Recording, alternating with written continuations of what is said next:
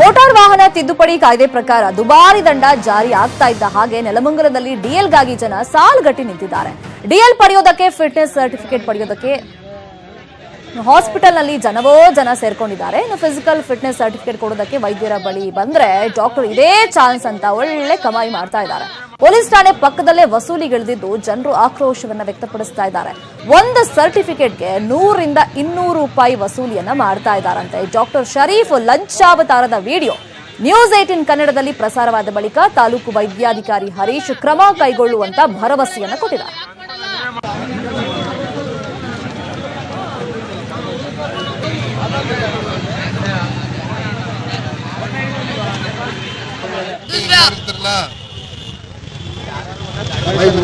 ಏನಣ್ಣ ಏನ್ ಕಣಿಲ್ಲ ಎಷ್ಟು ಆರ್ಡರ್ ಮಾಡ್ಬಿಟ್ಟು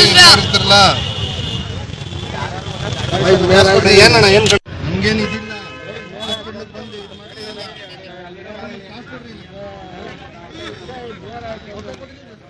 ಡ್ರೈವಿಂಗ್ ಲೈಸೆನ್ಸ್ ಇಲ್ಲದೆ ರೋಡ್ಗೇನಾದ್ರೂ ನೀವು ವೆಹಿಕಲ್ ತಗೊಂಡು ಇಳಿದ್ರೆ ಅಲ್ಲಿಗೆ ನಿಮ್ ಕತೆ ಮುಗೀತು ಅಂತಾನೆ ಅರ್ಥ. ದುಬಾರಿ ದಂಡವನ್ನ ಕಟ್ಟಲೇಬೇಕಾಗುತ್ತೆ ಅಂತ ಸಿಚುವೇಶನ್ ಇದೆ. ಅಷ್ಟು ರಿಸ್ಕ್ ಯಾಕೆ ಅಂತ ಡ್ರೈವಿಂಗ್ ಲೈಸೆನ್ಸ್ ಮಾಡಿಸ್ಕೊಳ್ಳೋಣ ಅಂತ ಜನ ಕ್ಯೂ ನಲ್ಲಿ ನಿಂತಿದ್ದಾರೆ. ಈಗ ಡಿಎಲ್ ತಗೋಬೇಕು ಅಂದ್ರೆ ಅದಕ್ಕೊಂದು ಫಿಸಿಕಲ್ ಫಿಟ್ನೆಸ್ ಸರ್ಟಿಫಿಕೇಟ್ ಅಂತೂ ಬೇಕೇ ಬೇಕಾಗುತ್ತೆ. ನೀವು ಹೆಲ್ದಿ ಆಗಿದ್ದೀರಾ, ಫಿಟ್ ಆಗಿದ್ದೀರಾ ಡ್ರೈವ್ ಮಾಡೋದಕ್ಕೆ ಅಂತ. ಸೊ ಹೀಗೆ ಡಾಕ್ಟರ್ ಹತ್ರ ಹೋದ್ರೆ ಈ ರೀತಿಯಾಗಿ ವಸೂಲಿಗಿಳಿದಿದ್ದಾರೆ. ಒಂದು ಫಿಟ್ನೆಸ್ ಸರ್ಟಿಫಿಕೇಟ್ ಬೇಕು ಅಂದ್ರೆ ಡಾಕ್ಟರ್ ಸರ್ಟಿಫೈ ಮಾಡಿಕೊಡ್ಬೇಕು ಅಂದ್ರೆ 100 ರಿಂದ 200 ರೂಪಾಯಿ ಶರೀಫ್ ಅನ್ನೋರು ಇಸ್ಕೊತಾ ಇದ್ರಂತೆ. ಈ ಬಗ್ಗೆ ನ್ಯೂಸ್ 18 ಕನ್ನಡದಲ್ಲಿ ವರದಿ ಪ್ರಸಾರ ಆಗ್ತಾ ಇದ್ದಂತೆ ತಾಲೂಕು ವೈದ್ಯಾಧಿಕಾರಿ ಹರೀಶ್ ಅವರು ಕ್ರಮ ಕೈಗೊಳ್ಳುವಂತ ಭರವಸೆಯನ್ನ ಕೊಟ್ಟಿದ್ದಾರೆ. ಈಗ ಇದು ನಮ್ಮ ತಾಲೂಕ್ ಹಾಸ್ಪಿಟಲ್ ಎದುರುಗಡೆ ಡಾಕ್ಟರ್ ಶರೀಫ್ ಅಂತ ದೊಡ್ಡಬಳ್ಳಾಪುರದಲ್ಲಿ ಬಂದಿರಂತೆ. ಅವಾಗ ನಮ್ಗೆ ಮಾಹಿತಿ ಸಿಕ್ತು ಸರ್. ಈಗ ಅವ್ರಿಗೆ ದೂರವಾಣಿ ಸಂಪರ್ಕ ಮಾಡಿದೀವಿ. ನಿಮ್ಗೆ ಏನ್ ದಾಖಲಾತಿಗಳು ತಗೊಂಬನ್ನಿ ಅಂತ ಕೇಳಿದೀನಿ. ಈಗ ಅದು ಮುಂದಿನ ಕ್ರಮ ನೋಡಿ. ಗೌರ್ಮೆಂಟ್ ಡಾಕ್ಟರ್ ಸರ್ ಅವರು ಗೊತ್ತಿಲ್ಲ ಸರ್, ಯಾರಾದ್ರೂ ನಾನು ನೋಡ್ಬೇಕು ಸರ್. ಈಗ ಅದಕ್ಕೆ ಅಲ್ಲ, ಈಗ ಗೌರ್ಮೆಂಟ್ ಡಾಕ್ಟರ್ ಬಿಟ್ರೆ ಬೇರೆ ಇನ್ಯಾರ್ದು ಕೂಡ ಅವರು ಸೈನ್ ಹಾಕ್ಸ್ಕೊಳ್ಳೋದಿಲ್ಲ ಅಲ್ವಾ? ಬರಂಗಿಲ್ಲ ಕೊಡಕ್ ಬರೋದಿಲ್ಲ. ಸೊ ಅವರು ಗೌರ್ಮೆಂಟ್ ಡಾಕ್ಟರೇ ಆಗಿರ್ತಾರೆ. ಯಾಕೆಂದ್ರೆ ಪೊಲೀಸ್ ಠಾಣೆ ಎದುರಿಗೆ ಆಗಿರೋದು, ಇದು ಬೇರೆ ಕಡೆನೂ ಅಲ್ಲ. ಹಾ ಸರ್.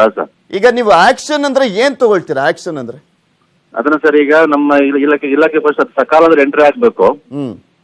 ಈಗ ನಮ್ದೇನು ಫಿಟ್ನೆಸ್ ಸರ್ಟಿಫಿಕೇಟ್ ಕೊಡ್ತಿದೀವಿ ಅವ್ರಿಗೆ. ಆ ಫಿಟ್ನೆಸ್ ಫಾರಂ ಅಲ್ಲಿ ಏನೇನಿದೆ, ಹೈಟ್ ವೈಟ್ ಮತ್ತೆ ಕಣ್ಣಿನ ಪರೀಕ್ಷೆ, ಅದೇನಾದ್ರೂ ಇರ್ಲಿ ಸರ್. ಈಗ ದುಡ್ಡು ಇಸ್ಕೊಳ್ತಿರೋದಂತೂ ಅಪರಾಧನಾ?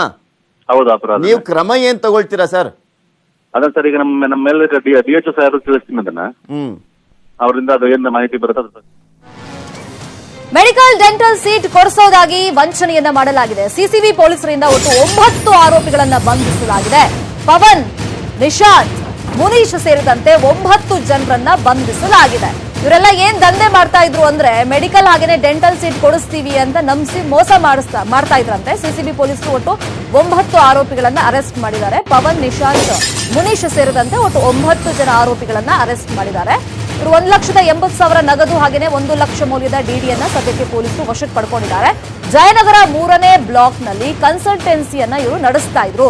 ಜಯನಗರ ಪೊಲೀಸ್ ಠಾಣೆಯಲ್ಲಿ ಪ್ರಕರಣ ದಾಖಲಾಗಿತ್ತು. ಆ ಪ್ರಕರಣದ ಏನ್ ದೂರು ದಾಖಲಾಗಿತ್ತು ಆಧಾರದ ಮೇಲೆ ಪೊಲೀಸರು ಹೋದಾಗ ಒಟ್ಟು 9 ಜನ, ಈ ಫೋಟೋದಲ್ಲಿ ತೋರಿಸ್ತಾ ಇದೀವಲ್ಲ, 9 ಜನ ಆರೋಪಿಗಳನ್ನ ಬಂಧಿಸಿದ್ದಾರೆ. ಮೆಡಿಕಲ್ ಸೀಟ್, ಡೆಂಟಲ್ ಸೀಟ್ ಎಲ್ಲ ಕೊಡಿಸ್ತೀವಿ ಅಂತ ಇವರೇನೋ ಒಂದು ಕನ್ಸಲ್ಟೆನ್ಸಿ ನಡೆಸ್ತಾ ಇದ್ರಂತೆ ಜಯನಗರದಲ್ಲಿ.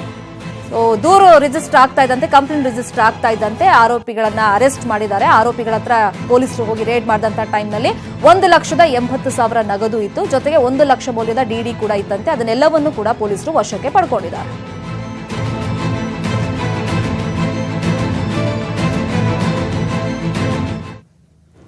ಕಲಬುರಗಿಯಲ್ಲಿ ಮಕ್ಕಳ ಕಳ್ಳರು ಅಂತ ಇಬ್ಬರನ್ನ ಥಳಿಸಿದ ಪ್ರಕರಣಕ್ಕೆ ಸಂಬಂಧಪಟ್ಟಂತೆ ಸುಳ್ಳು ವಿಡಿಯೋ ಹರಿಬಿಟ್ಟಿದ್ದ 5ರನ್ನ ಪೊಲೀಸರು ಬಂಧಿಸಿದ್ದಾರೆ.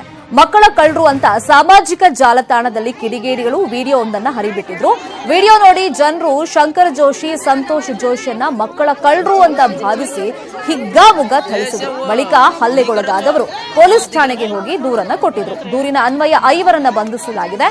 ಈಶ್ವರ್ ರಾಠೋಡ್, ಗುರುನಾಥ್ ರಾಠೋಡ್, ಅಂಬುದಾಸ್ ಚೌಹಾಣ್, ಅಂಬರೀಶ್ ಚೌಹಾಣ್, ಬಸಪ್ಪ ಕಡೆಸೂರ ಬಂಧಿತ ಆರೋಪಿಗಳು.